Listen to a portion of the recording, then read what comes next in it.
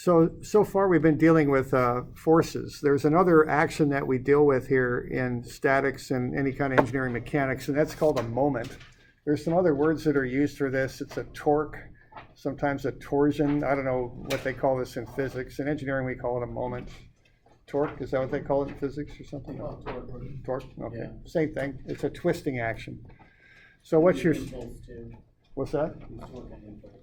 Impulse. Might be angular impulse, perhaps. Okay. All right, so what you see right there is a motor sitting on top of a pump. They're joined with a fan belt. What that motor's doing is generating what I would call a moment. Again, in physics, it might be called a torque. It's a twisting action that will turn that belt and turn the pump down below. Okay, if you have to take the lid off of a jar, you exert a moment on the lid, okay? So you can think of an axis, and this is going to be hard to draw in 3D, probably easier over here. There's an axis through the lid, and you're twisting about the axis. That's what you're doing to open the jar, okay? So that's a twisting action. That's what a moment is. And I think about the axis like the axle of a wheel. I think about the moment as the turning of the wheel about the axle. That's how I think about it, okay? Now, there's different ways to generate a moment. A common way is to exert a force and offset the force from the axis, okay? So if you have a force that doesn't push on the axis but is offset, is directed away from the axis, if you combine that force with the distance, and we have this caveat that the force is perpendicular to the distance, that's how we generate a moment, okay? Now let's say this isn't enough to get the lid off the jar. What options do I have? Increasing your arm. Yeah, I can do it in two different ways. Okay, I've got the moment is the force times the distance is generally the formula that we'll start with, F times D, and it's important that F is perpendicular to D. So if I want to increase that moment, I can do it two ways. I can just pull harder, okay, which is usually the way we start with first, okay? And if that doesn't work, you can increase the distance. So either way will help to break that lid on the jar loose, okay? Y'all okay with that?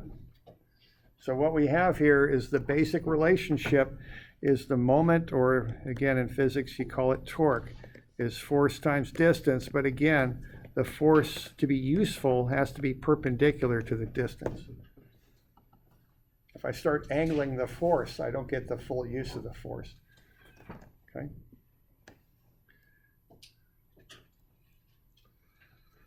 All right. So that's the deal. All right.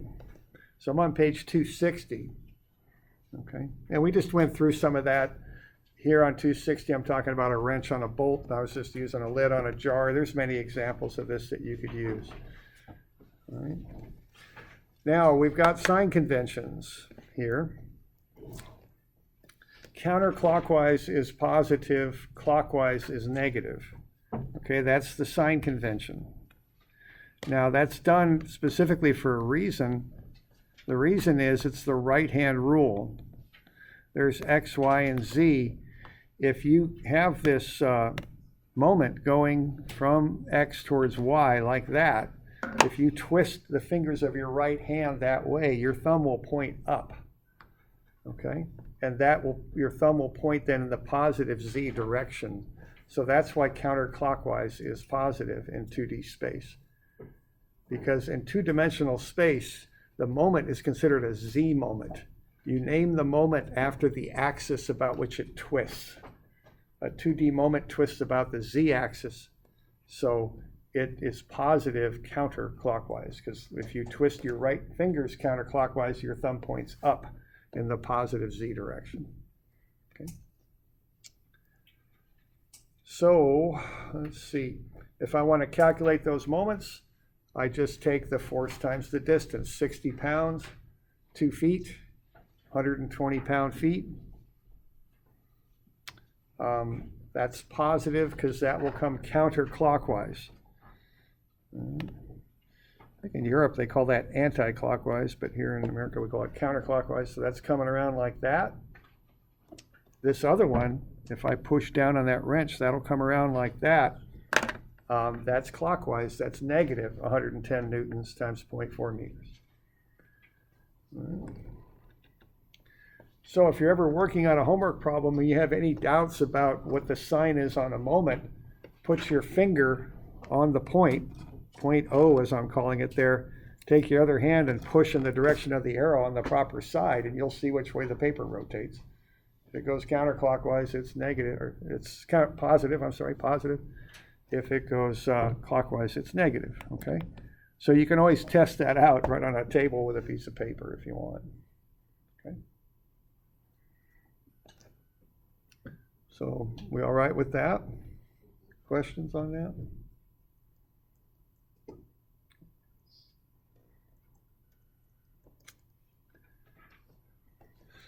All right, that's the basics of it right there. Now, there's a couple little things we do with this that kind of have some fancy names that maybe are a little bit fancier than they need to be. The first one is the transmissibility of a force, okay? The idea there is you want to check and see if your force is perpendicular. If I have a plate there and I want to take the moment about A, and I've got that force that I'm applying up at the other edge of the plate, so A's down at the bottom edge, the force is applied to the top edge. What I can do is I can put that force anywhere along its line of action I want, and that won't affect the calculation. So what I would do to calculate that moment is consider the force to be down here. That way I can see that it's perpendicular, okay? So if that's a 4-meter plate and the force is 1 meter in from the edge, that means it's 3 meters away from A. So I can get the moment of about A then, but just by taking the 600 newtons times the 4 minus 1, the 3 meters. That would be positive, wouldn't it? Because it's coming around that way. So that is 1,800 newton meters positive.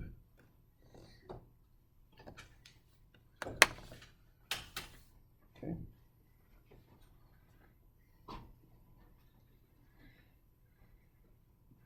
That's one of the little ideas that we get into with moments. Now the other one is something called Verion's theorem. I don't speak French real well, but I had a French student who showed me how to say that once, so I think that's as close as I'm going to be able to get. And what that says is a moment of a force about a point is equal to the sum of the moments of the force's components about the point. And that might be better shown by example than by trying to take that sentence apart. That's a little bit complicated for the sentence, I think, but we can show that by example here soon enough, okay? So we good with that?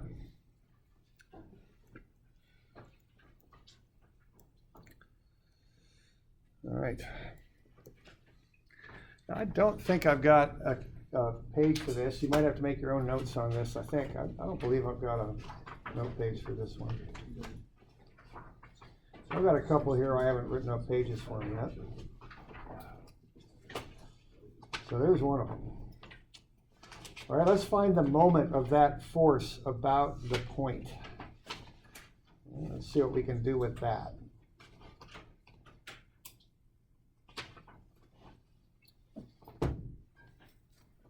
So I've got a plate there on a little bit of a post, a little column there, and I want to find the moment about point A. So that's the wording that's used, about a point. So when I say about point A, I mean find the moment using that as my reference point. Okay. Now you probably notice that that force is angled, and you need a perpendicular distance from the point to the force. So that might lead to a little bit of a complicated geometry problem where I'd kind of project that force down like that, and then I'd find an angled distance like that. And that might get into a little bit of involved geometry. And I don't want to do that, okay? It's too much work and I might make an error.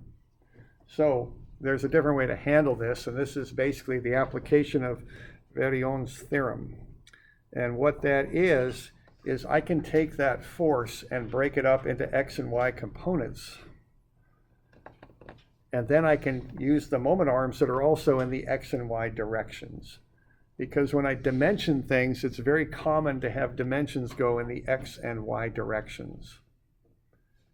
So if I can take the force and break it up into x and y components, then I can go ahead and find moments because I have perpendicular angles, a 90-degree angle between x and y. So that makes it easier to find the moment, okay? And this is what that Verion's theorem says. You can do this. Okay, so to find a moment, what you do is you combine unlike components of force and distance.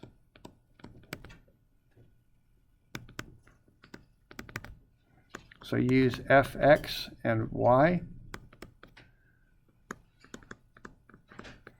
because the fact they're unlike creates the twist.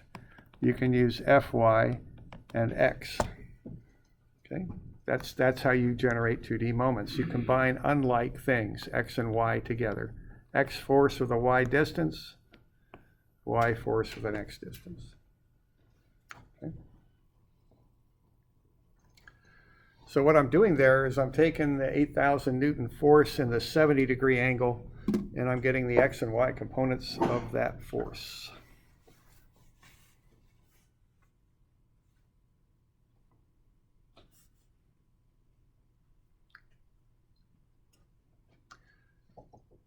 So we good here so far?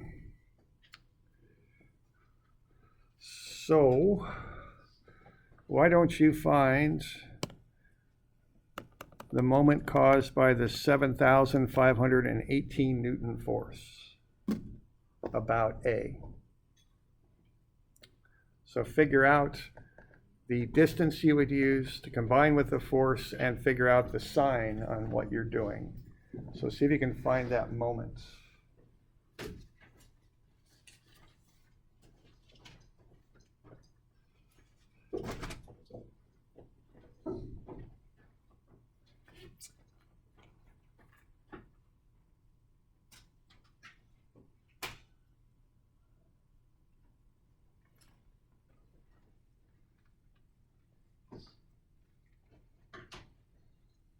And then after you've done that, find the moment caused by the 2736. So find the moment caused by the 5718 and the moment caused by the 2736. Watch your signs too. So I'd say the sum of moments is equal to, I want the 7518 and the 2736. Okay.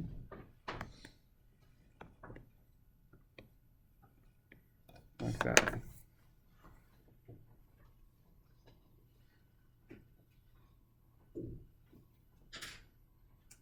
And it's a fairly straightforward problem there. You just combine the components together, the force and the distance, and just be sure you get the proper sign on there. Are we adding those two final numbers together? Yep. Yeah, it's just a sum. That's Verion's theorem. That's what Verion had to say about that. So once you get them, you add them together, though you do have to watch the sign as part of that.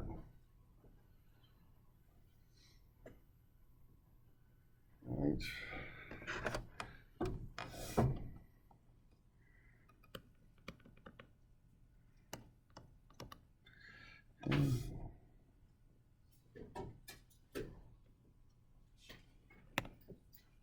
Okay.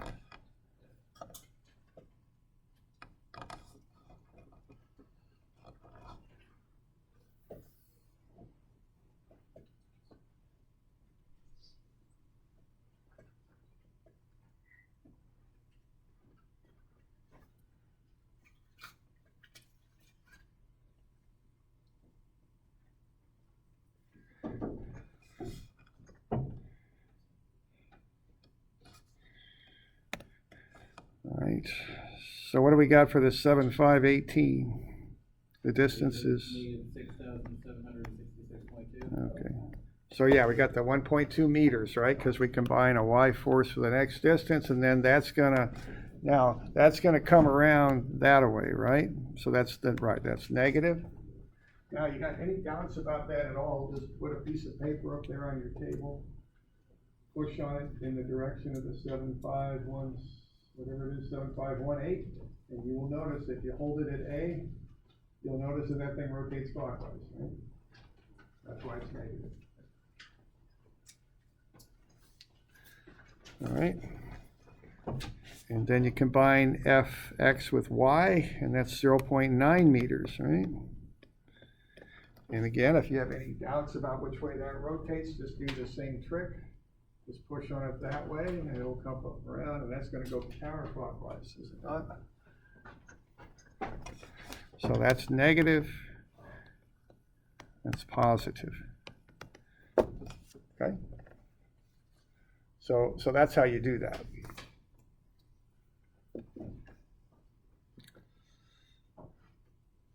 So we got questions on that? Maybe not. Okay. There we go. So I get a total of negative 6560 Newton meters.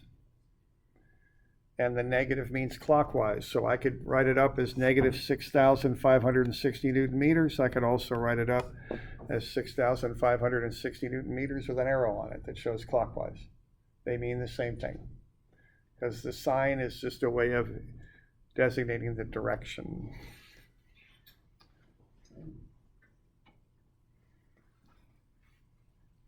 So that's basically the method for calculating 2D moments.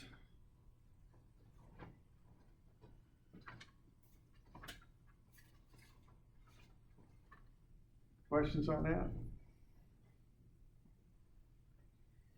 We can do XYZ stuff? We will. Yeah, we'll get there. We'll do a little bit more 2D stuff, but we'll get to 3D here in a bit.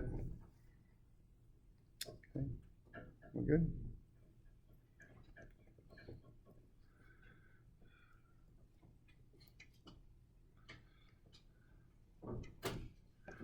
All right. How about this one? Now that's the moment about A. Let's move the point about which we're taking moments about. See, the reason we're doing this is if we design this object, whatever it is, there's going to be a twisting action about A, isn't there? There's going to be something going on like that about A, and that will affect our design of A. We're going to have to think about how big that post needs to be. We're going to think about how we attach it to the plate. We're going to have to consider all those things. Okay, that's why we're looking at this number. So let's move the point up to B. What's the sum of moments about B? Notice that I've added a force also right there. So why don't you find the moment about B? You can take moments about whatever point on the object you want, whatever suits you, whatever you want to know. So if I want to design that connection at B, I might very well want to know what the moment is about B.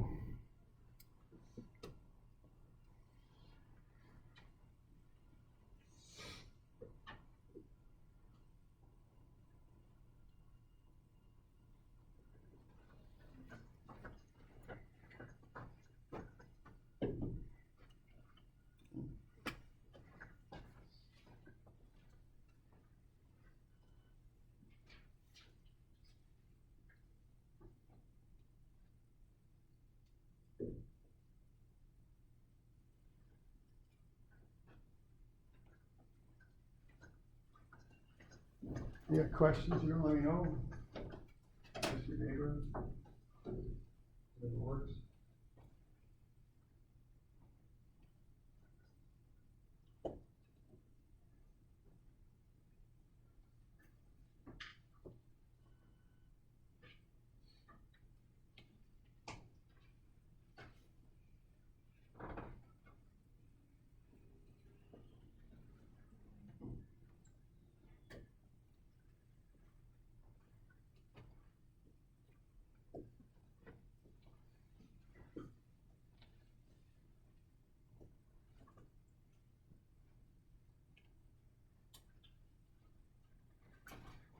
So it's additive.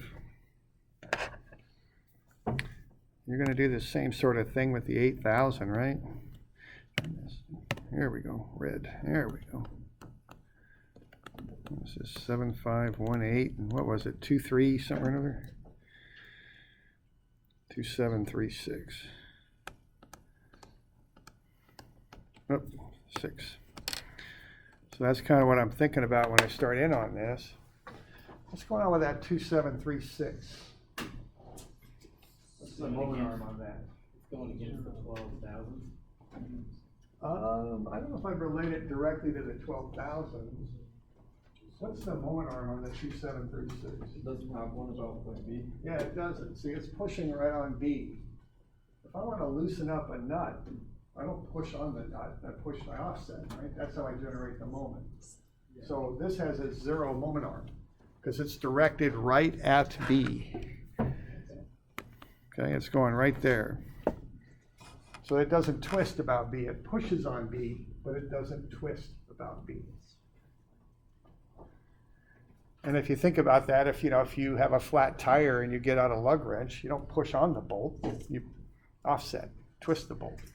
But you're not twisting when you push right on something. You're just pushing it, okay?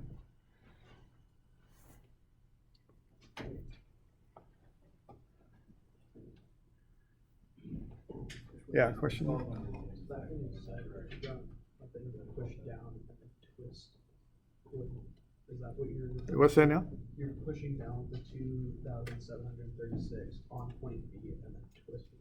Well, you're not. The 2736 does not create a twist about B. That's what I'm saying. It has a 0 moment arm. Pushes down on B while the 12,000. No. The 7518 pushes down on B, but I don't know if the 2736 is horizontal. I don't know if it pushes down on B. I'm not quite sure your meaning there. What he's asking is, would the 2736 pushing directly into the B will have just no resistance or effect on the 12,000 newtons? No, it would not directly affect the 12,000, no.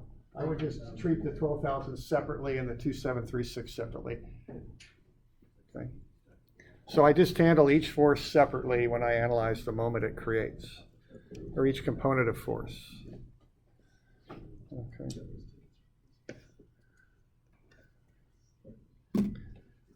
Okay, so another way to express that is that 2736 newtons has a 0 moment arm. That'd be another way to express that. Keep in mind that you combine an X force with a Y moment arm, and the Y offset is 0. So there's no moment arm.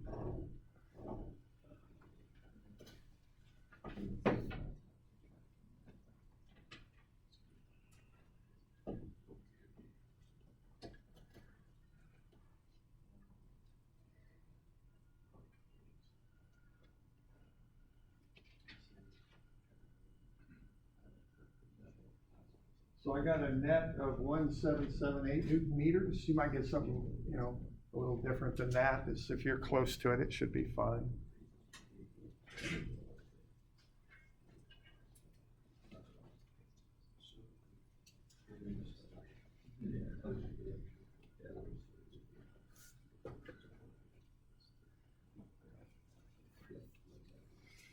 So we good with that? We got any questions on that?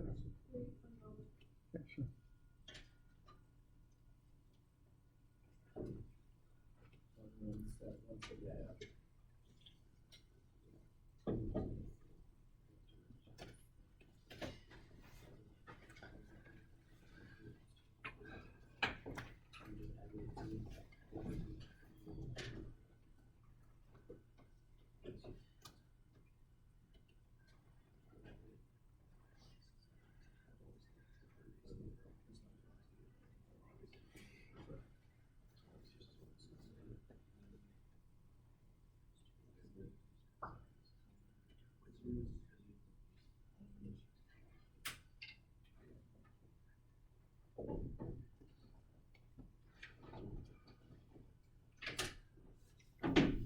So we're good with that? Okay. All right. So that's a plate there with that support. Now, let's see. What if that wasn't a plate? What if it was an object that was shaped differently? What if it looked like this?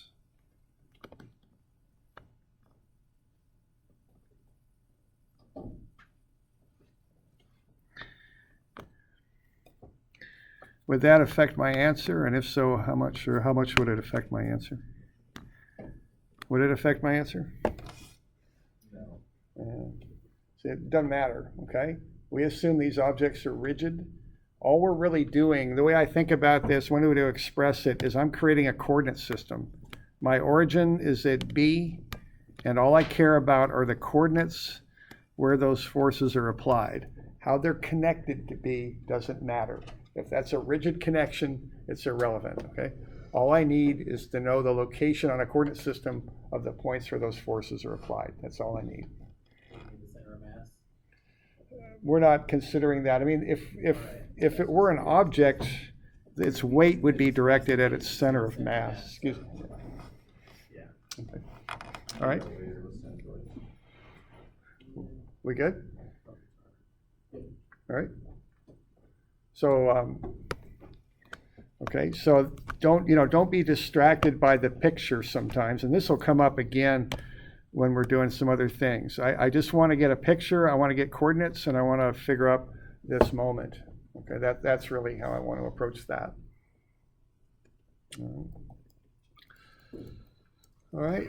Yeah, why don't we, if we're good with that, any questions on that? That's basic 2D moments. All right. Well, we take a break here for a minute then, if there are any questions. And